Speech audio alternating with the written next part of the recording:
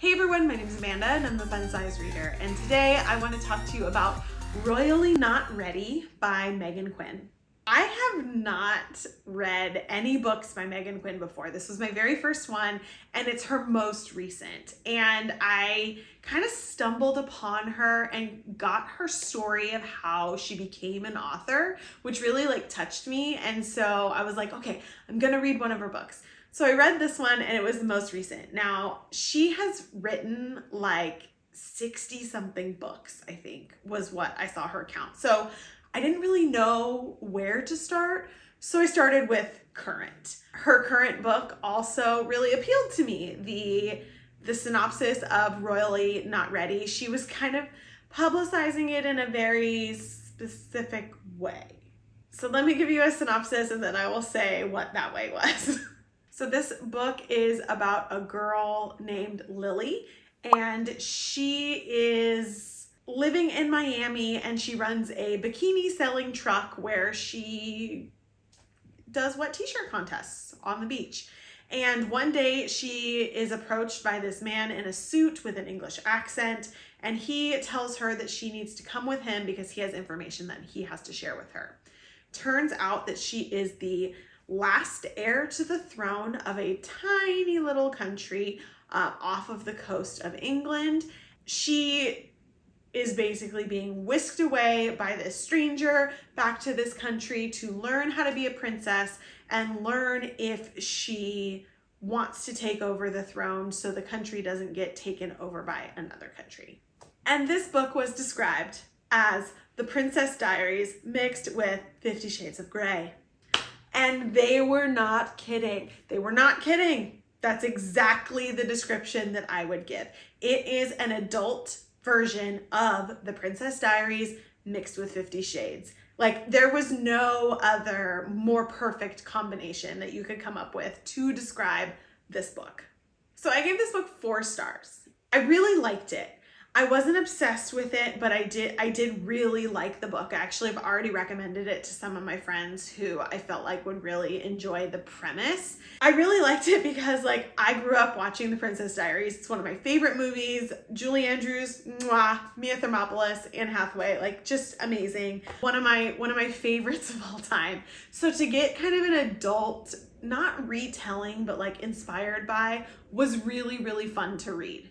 And I did really, really like the characters. You kind of get this Viking vibe from Keller, who's the main male character, and you definitely get Mia Thermopolis, the kind of spacey girl who you just don't expect to become a princess. But she is an adult Mia Thermopolis. So she's very out there with what she says, and it's very sexually charged. And it was funny. One thing that really kind of dropped my star rating for it a little bit was I wish that there was more setting.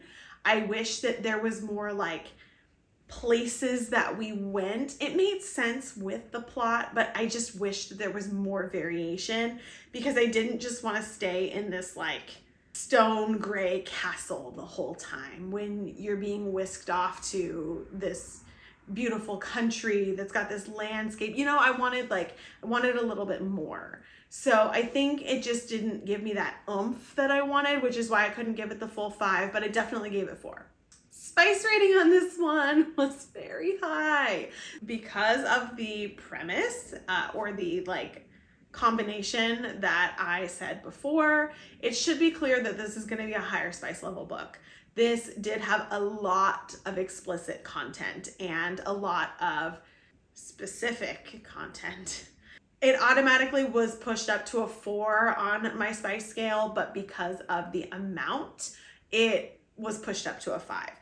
I couldn't say that it really was a 5 because that was just the plot, because there was actually a plot, but there was so much explicit content that I had to give it a 5. Giving it anything less than a 5 just didn't feel right with how much was in the book and the content of what that was. So yeah, it had to be a 5. But there was actually plot. So it's one of those kind of gray areas of my star ratings. So I kind of covered it when I talked about my star rating and a little bit of the spice rating, but I did really enjoy this book. I thought it was a great quick read. I read it, I think, in a day or two. I think 2 days. Super fast and available on Kindle Unlimited. So if you have KU, it's easy to just like pull right up and enjoy. One thing I will say was I did really like the grand gesture. Okay, we all know that this is a romance. There's going to be a grand gesture in the end. And there are a lot of times where like I don't believe the grand gestures, like there's kind of meh, or like I don't feel them, I don't believe them. I really liked this one. I really liked it. Some of the twists were a little predictable, but the grand gesture was really cute. It was really cute. I really enjoyed it. I thought it was pretty unique, at least for what I've read, and it was very fitting, but it kind of brought that like, not wholesome, but it brought that like romance out of the very 50 Shades content. So like you got a lot. It was very well rounded, I think. Anyways, I thought this was a really, really good introduction to Meghan Quinn's books, and I'll definitely be reading more from her. She's got a lot to choose from, so it'll keep me reading for a while. Like I said, Royally Not Ready is available on Kindle Unlimited, but I will put a link for the hard copy in the description down below. And don't forget, you can also find me on Instagram, Facebook, and TikTok at The Fun Size Reader. See you guys next time.